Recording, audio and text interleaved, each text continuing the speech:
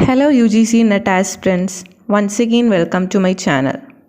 This is our third class from logical reasoning part. Today we will discuss about denotation and connotation and the different types of definition. First of all, we can discuss about denotation and connotation. Words have both direct and indirect meaning. The direct meaning of the word is known as denotation and the indirect meaning of the word is known as connotation. Now we can discuss about denotation. As we said earlier, denotation is nothing but the direct meaning or it is the dictionary meaning of the word. For example, if we say the sentence, blueberry is very blue, we can understand the meaning of this sentence by its denotative meaning. That is, it describes the literal color of the fruit. Now we can go through connotation. Connotation means the indirect meaning or it is the figurative meaning.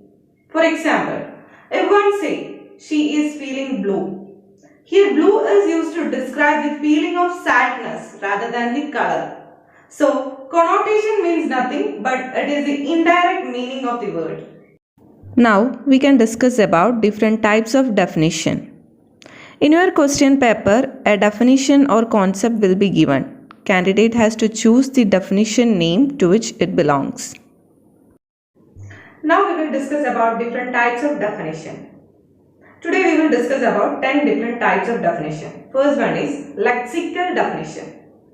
Lexical definition is nothing but it is the direct meaning or it is the dictionary meaning. As we said earlier, when we say blueberry is blue, here blue is used to denote the color of that fruit which is blue. That is, it is the direct meaning. Second one is stipulative definition. Stipulative definition does not have any dictionary meaning. A term will have different stipulative meaning among different people at different places. That is, it is arbitrarily used. For example, the term LOL is used differently among different people. Some will use it as lots of love. Some will use it as laughing at love. That is, it does not have any dictionary meaning. It is used differently among different people. Third one is intentional definition. Intentional definitions specify the features or properties of a term. For example, we all know about even numbers. Why it is called even number? Because it has the property that those numbers will be divisible by 2. Hence it is known as even number. Intentional definition also specify the properties of a word or term. Next one is extensional definition. Extensional definition is the collective meaning of a term or word. For example, if we say vegetables, it does not mean a single vegetable, but it denotes the whole vegetable groups. Thus, extensional definition is nothing but it is the collective meaning of a term.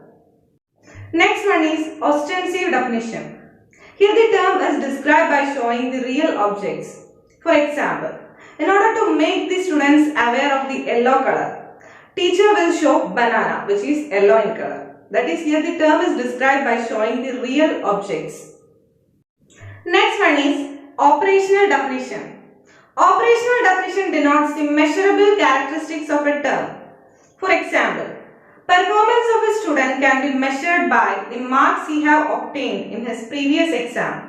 So, operational definition is nothing but it describes the measurable characteristics of a term. Next one is functional definition. Functional definition describes the basic function of a term or word. For example, pen. The basic function of a pen is to write.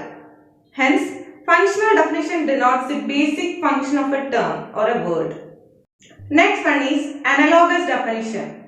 In analogous definition, we describe the term using analogies. That is, we relate one term with respect to another term. For example, when we say, how a doctor diagnoses the disease is just like how a detective investigates the crimes.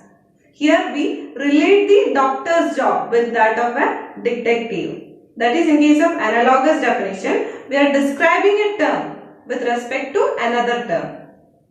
Next one is precising definition.